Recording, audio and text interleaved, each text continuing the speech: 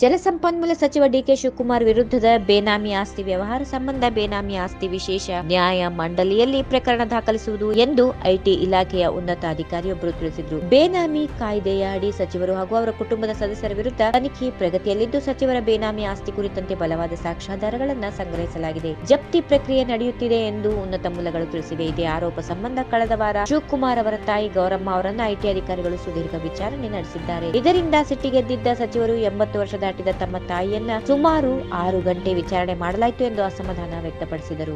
ಬೆನ್ನು ಬಿಡದ ಬೇತಾಳನಂತೆ ಕಳೆದ ಸೆಪ್ಟೆಂಬರ್ನಿಂದ ಮೊನ್ನೆಯವರೆಗೆ ತಾಯಿ ಗೌರಮ್ಮ, ಸಹೋದರ ಸುರೇಶ್ ಜೊತೆ ಡಿಕೆಶಿ ಸೇರಿದಂತೆ ಈ ಪ್ರಕರಣದಲ್ಲಿ ಭಾಗಿಯಾಗಿರುವ ಆರೋಪಿಗಳನ್ನ ಅಧಿಕಾರಿಗಳು ಡ್ರಿಲ್ ಮಾಡಿದ್ದರು. ಈ ಹಿಂದೆ ಡಿಕೆಶಿ ಹೇಳಿದ ಉತ್ತರಕ್ಕೂ ತಾಯಿ ನೀಡಿದ ಉತ್ತರಕ್ಕೂ ಸಾಕಷ್ಟು ವ್ಯತ್ಯಾಸಗಳು ಕಂಡು ಬಂದಿವೆಯಂತೆ. ಈ ಕುರಿತು ಐಟಿ ಅಧಿಕಾರಿಗಳು ದೆಹಲಿಯ ಪ್ರಧಾನ ಕಚೇರಿಗೆ ಮತ್ತು ಬೇನಾಮಿ ನ್ಯಾಯಾಧಿಕರಣಕ್ಕೆ ವರದಿ ಸಲ್ಲಿಕೆ ಮಾಡಿದ್ದಾರೆ. ಆದ್ದರಿಂದ ಯಾವುದೇ ಕ್ಷಣದಲ್ಲಾದರೂ ಡಿಕೆಶಿ ಅವರು ಸುಮಾರು 110 ಕೋಟಿ ರೂಪಾಯಿ ಆಸ್ತಿಯನ್ನ ವಶಕ್ಕೆ ಪಡೆಯುವ ಸಾಧ್ಯತೆಗಳು ಇವೆ ಎಂದು ಹೇಳಲಾಗುತ್ತಿದೆ.